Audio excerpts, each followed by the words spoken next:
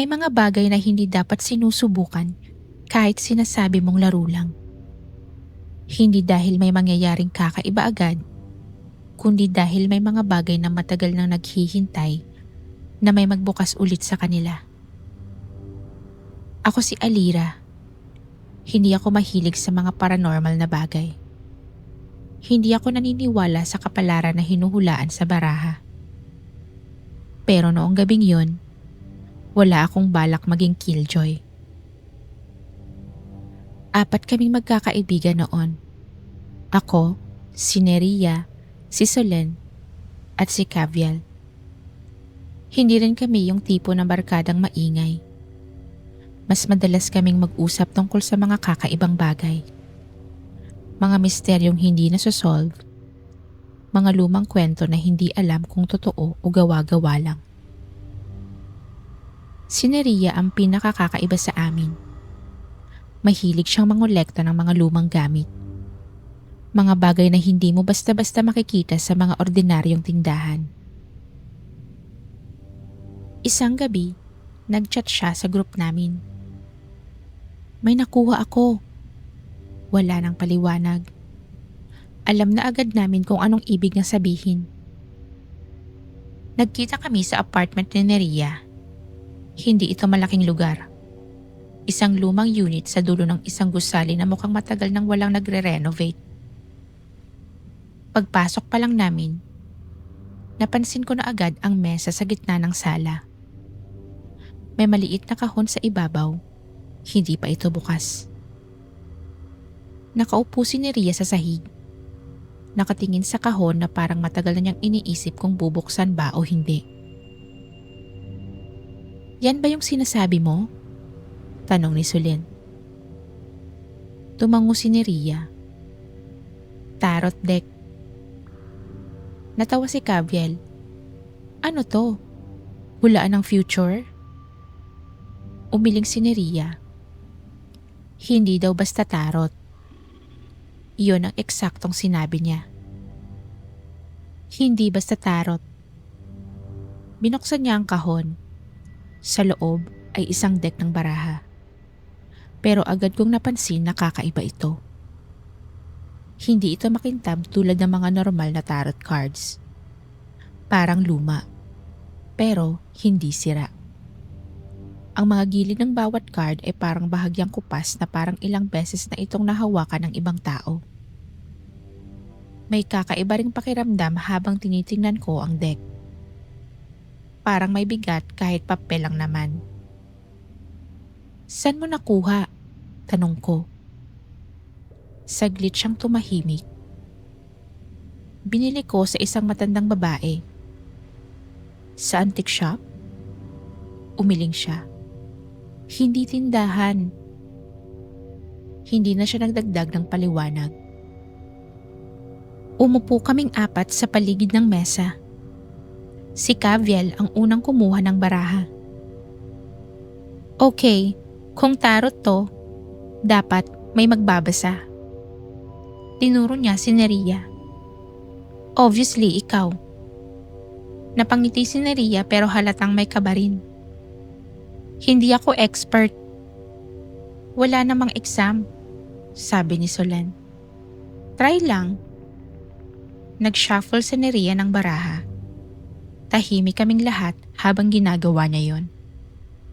Hindi ko alam kung bakit, pero parang naging mabigat ang pakiramdam sa loob ng sala. Siguro dahil seryoso kaming lahat.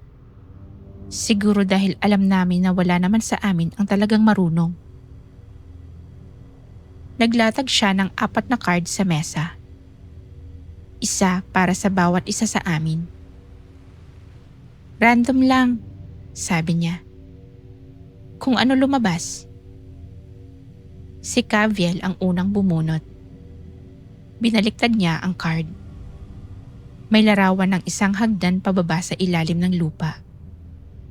Sa pinakailalim ng hagdan ay may pinto na hindi kita kung saan papunta. Creepy, sabi niya sabay tawa. Anong ibig sabihin? Hindi agad sumagot si Neria. Pinagmasdan niya ang card ng matagal. Hindi ko alam eksakto, sabi niya. Pero parang babala. Tumawa ulit si Caviel. Lahat naman sa horror babala. Sunod si Solen. Ang card niya ay may larawan ng 4 na anino na magkakatabi. Pero isa sa mga anino ay parang nakatalikod sa iba. Uy, sabi niya. Parang tayo. Napangiti ako. 4 nga naman kami. Pero hindi ako natuwa sa sinabi ni Neria pagkatapos. Hindi sila magkakasama. Napatingin kami sa kanya. Ano? Sa card, sabi niya. Hindi sila magkakasama. Ako ang sumunod. Ang card ko ay isang mesa. Sa ibabaw ng mesa ay may 4 na baraha. Eksaktong tulad ng ginagawa namin. Napakunot ang noo ko. Meta naman ito? Hindi ako sanay sa tarot, pero parang hindi normal na ganito ang lumabas. Coincidence lang, sabi ko. Hindi sumagot si Neria. Si Neria ang huling bumunot. Pagbaliktad ng card, agad siyang natigil. Hindi siya gumalaw. Bakit? Tanong ni Solen. Hindi siya sumagot agad. Pagkatapos ay ibinalik niya ang card sa mesa. Ang larawan ay isang kahon. Isang kahon na bukas. At mula sa loob nito ay may mga kamay na parang pilit lumalabas. Ang dramatic naman nito, sabi ni Caviel. Pero wala nang tumawa. Hindi ko alam kung bakit. Parang may biglang naging mali sa pakiramdam ng lahat. Isa pa, sabi ni Solen. Round 2. Hindi ko alam kung bakit pumayag kami. Siguro dahil gusto naming patunayan na wala lang yon. Nag-shuffle ulit si Neria. Mas mabilis ngayon. Parang gusto na lang niyang matapos. Naglatag ulit siya ng 4 na card. Pero bago pa man may bumunot, may nahulog na card mula sa deck. Mag-isa. Walang humawak. Tahimik kaming lahat. Ang baraha ay nakaharap. May larawan ng 4 na babae, magkakatabi. Pero ang problema, 3 lang ang may muka. Ang isa ay blanco. Okay, hindi na funny, sabi ni Caviel. Sinubukan niyang kunin ang card. Pero agad siyang napaatras. Ang lamig. Tinignan ko rin, totoo. Hindi ko alam kung bakit, pero parang malamig ang hangin sa paligid ng mesa. Tapusin na natin, sabi ko. Ayoko na rin. Pero parang huli na. Dahil habang kinukuha ni Neria ang deck, may isang card na wala doon kanina. Nasa gitna ng mesa. Hindi namin alam kung saan galing. Dahan-dahan itong binaliktad ni Solen.